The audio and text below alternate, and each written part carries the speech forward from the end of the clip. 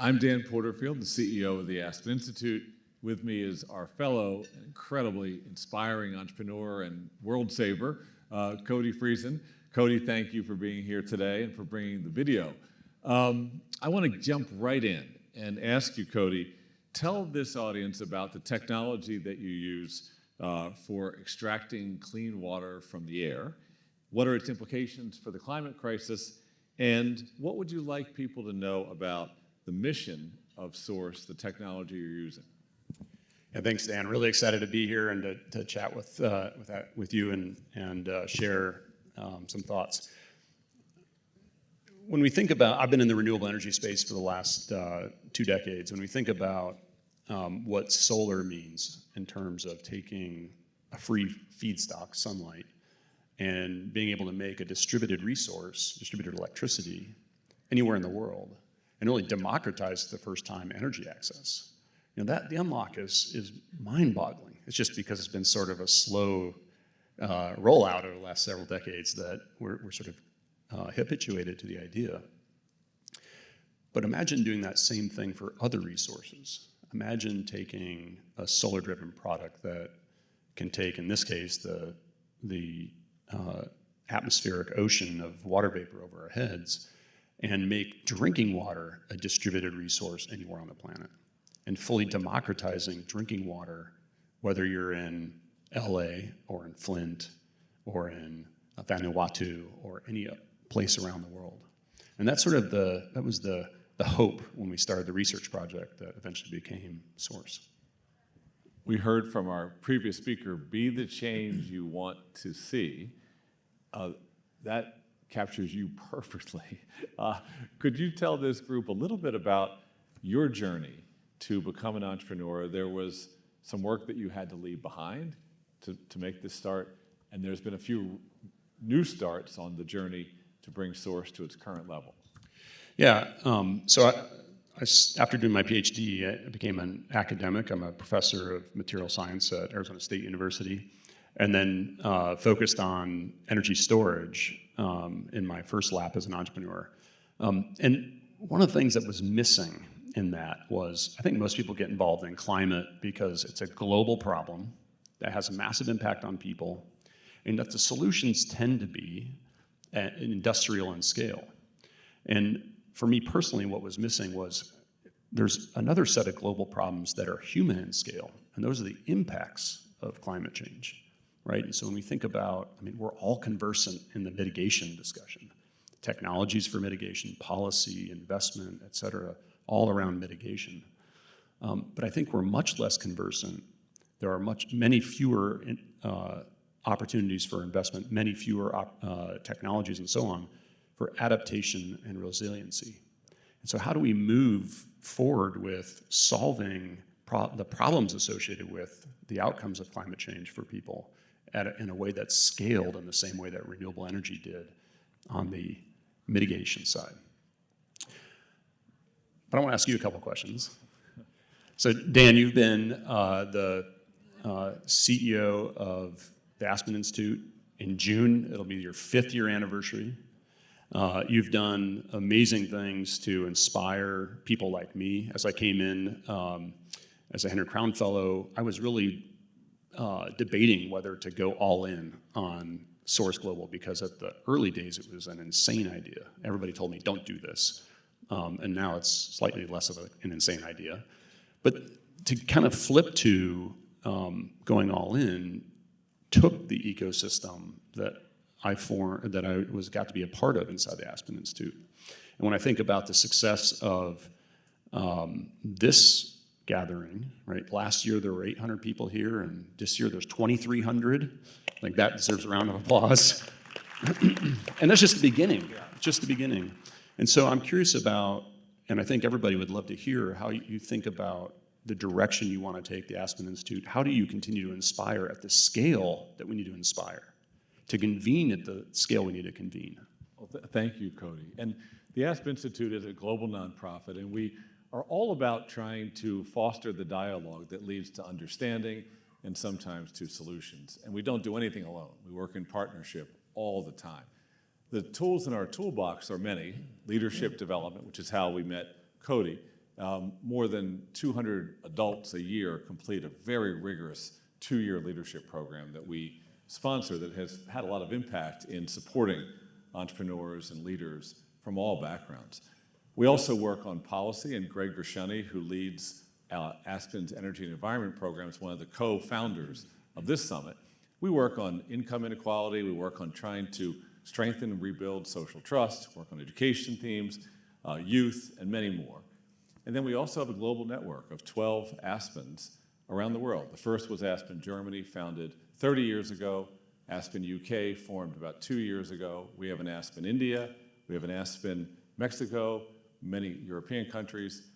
We have an Aspen in Ukraine, and our 9 colleagues there are living the battle for a free, just, and equitable world to which we're dedicated.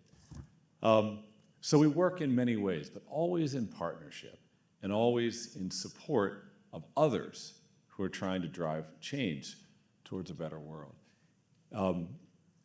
One of the things that excites us is the chance to join someone like a Cody on a journey and to be able to identify people at whatever inflection points they may be at, where they're wondering, hey, well, how can I take it to the next level? How can I develop that potential that I see from my community, or that I see from my work? What's it going to take to get to that next hopeful leap that leads to something unimaginably better because of my contribution? That's what inspires us as a nonprofit organization. And so I guess in terms of our direction is to work with all of you, is to work together with you so that together we can make a more free, just, and equitable planet.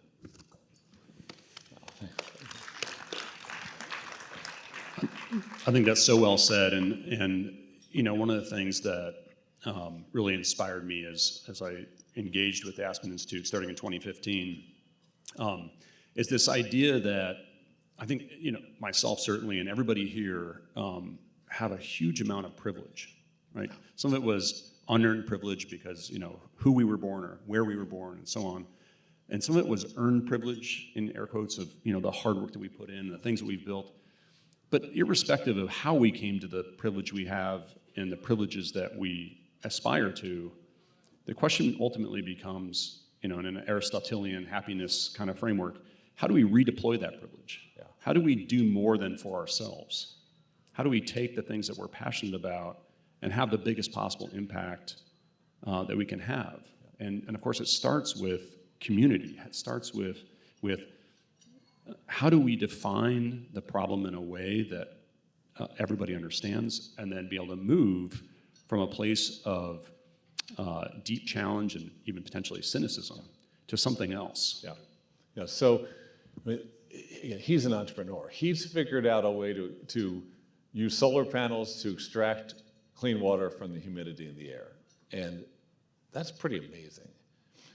But it's not as if it was sitting there done and all you had to do was flip a switch to bring it into being. You're the one that had to drive this. And it meant giving up your tenured position at Arizona State, and it meant starting on a whole different way of work. And I think there's probably a lot of early stage entrepreneurs here, or people that think we've got an idea.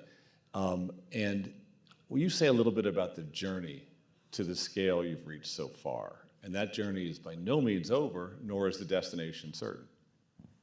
Yeah, I think first, I'm still a tenured professor at ASU, which is great. One of the great things about tenure is I still have a research group that's doing some interesting work in the renewable space. Yeah. And you know, I think the thing that is always true is every entrepreneur or every problem solver likes to think of, you know, okay, they're here and here's the problem they're going to solve, and you're just going to draw a line. Here's the things you're going to do, and it's going to be done. So you're going to make tracks like a wolf. Is the idea, yeah. Right? But the reality is we make tracks like a fox, right? And have you ever seen fox tracks in the snow? It's sort of circuitous, and they pounced on where I thought a mouse was, and there was no mouse there, and they go to another spot, and there was a mouse there. And that's the path of an entrepreneur. That's the path of anybody trying to solve something that is hard. Is you have to, every single day, wake up and think about how you're going to pivot based on the data you see. Yeah. Every single day. And in fact, the original name of the company, Source Global, was originally called Zero Mass Water, which I had to explain every time I went in front of investors, so we changed the name. But the original name was really focused on a culture of having no inertia on path, recognizing that the only way you're going to actually solve a problem is by humbling yourself to the data, humbling yourself to those you serve, and recognizing that having hubris around the ultimate solution is the best way to just be heading off in a direction that is not the ultimate. So with your technology, for example, have you ever hit a wall where the thing you thought was going to work didn't work and you had to start again? You mean today?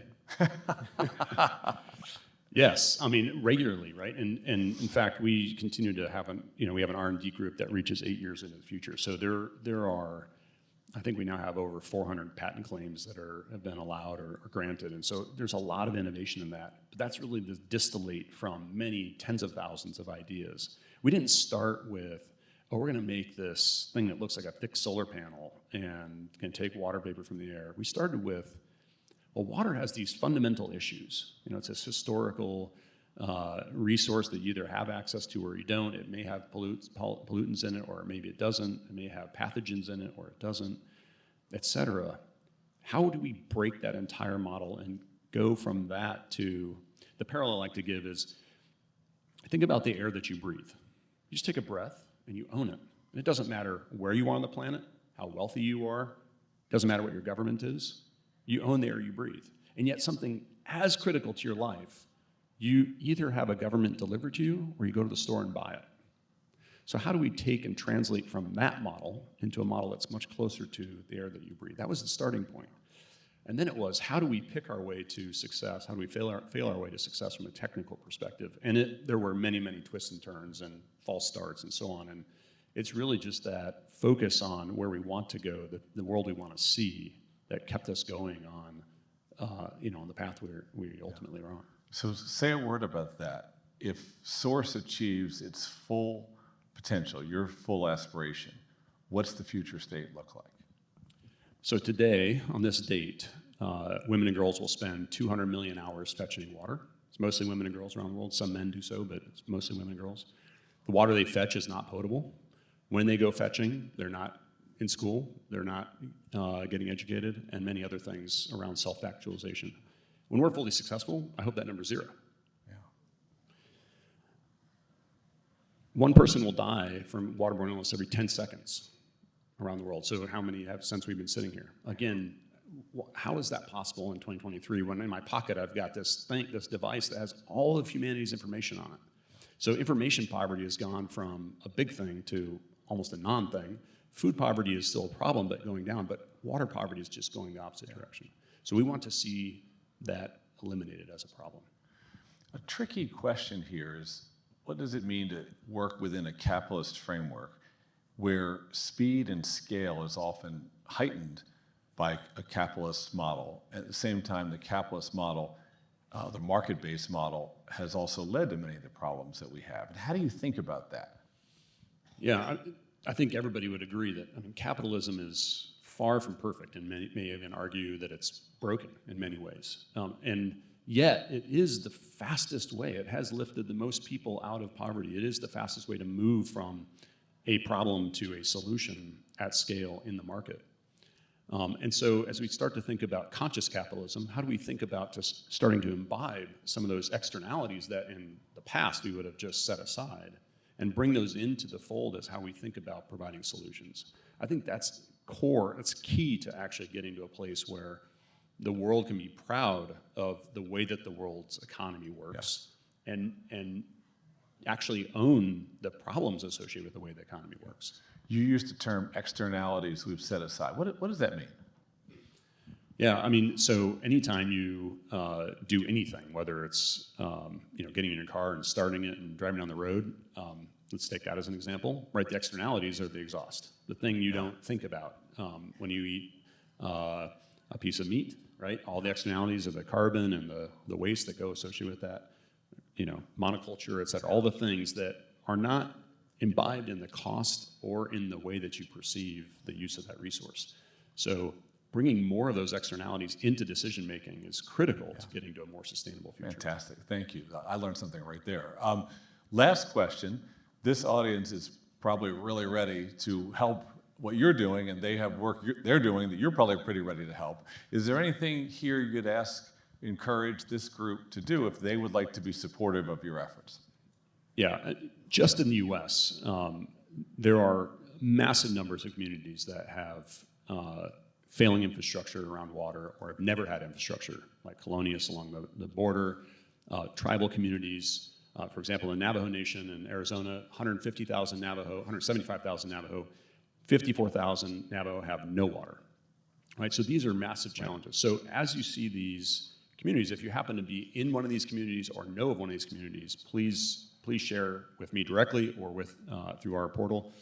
I would love to be able to engage. And of course, I'm around next couple of days, so I would love to talk with any one of you about what we're trying to do. Well, Cody Friesan, also known as Luke Skywalker, thank you for all you do, a force for good. Thank you.